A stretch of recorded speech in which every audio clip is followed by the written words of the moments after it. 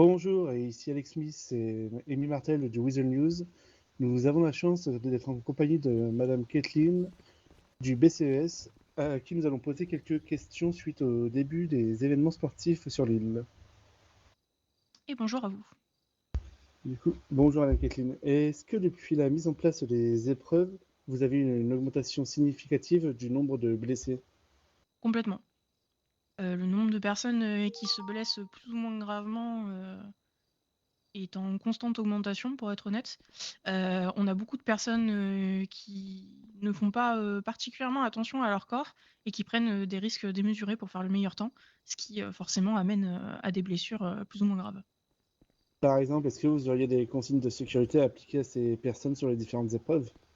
Je recommanderais aux gens de sortir la tête de l'eau pour respirer. C'est mieux Mm. en général. Je recommanderais aussi aux gens d'éviter de sauter dans les escaliers, parce qu'ils risquent de se faire aussi sacrément mal. Oui, Euh, et de manière générale, de faire attention à leur environnement, en fait, et de ne pas se mettre en danger pour une course. très bien.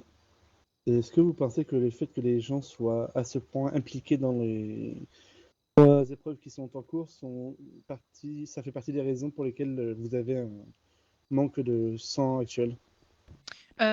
Probablement, c'est aussi le fait que les gens n'ont pas forcément l'habitude de faire des dons du sang tous les jours, ce qui est pas grave la plupart du temps, parce qu'on arrive à s'en sortir quand même. Cependant, avec l'activité qu'on a aujourd'hui, on a été obligé de mettre en place plus de patrouilles et on demande aux gens de penser à faire leur don du sang tous les jours parce qu'on en a réellement besoin et que si ça continue comme ça, bientôt on ne pourra même plus soigner les gens finalement. Donc ça risque d'être vraiment, vraiment problématique. Oui, c'est pour ça qu'il faudrait arriver à ce que les gens fassent leurs dons, parce que, comme vous le dites, ça va être problématique, et si vous avez plus de réserve, c'est la compétition qui va être mise en arrêt. Si les gens ne peuvent plus C'est pas impossible parce que si effectivement on peut plus soigner les gens, honnêtement c'est le pire scénario auquel on peut penser. J'espère vraiment qu'on n'en arrivera jamais là. Maintenant, effectivement, on va pas se mentir que nos stocks ont baissé drastiquement depuis le début des épreuves et clairement, ils remontent pas aussi vite. Donc, j'encourage toute personne qui participe ou non à la course d'ailleurs de faire des dons du sang régulièrement. si on pouvait comparer un peu la pénurie de sang actuellement, enfin de dons du sang actuellement, par rapport aux périodes où il y a des grosses fusillades régulièrement, etc. Là, vous êtes vraiment dans une situation de stock encore pire ou...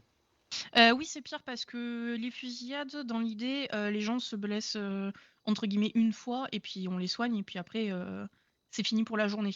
Là, une seule personne peut se blesser plusieurs fois par jour. Mais à contrario, elle peut pas donner 5 litres de son sang, quoi. Donc du Oui, coup, on arrive à une situation où les gens vont plus se blesser qu'ils ne pourront donner de sang quoi qu'il arrive. Et donc forcément, je vous laisse faire les calculs, mais ça va assez vite. malheureusement, oui. Ok, très bien. Je vous remercie. Est-ce que vous auriez des dernières recommandations à faire?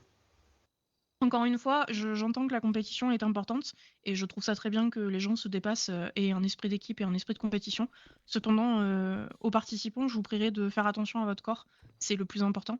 Ne vous blessez pas pour un meilleur temps.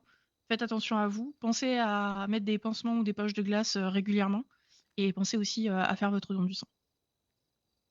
Eh bien, je vous remercie, Madame Olson. C'était Alec et Amy en direct du BCES. Merci à vous.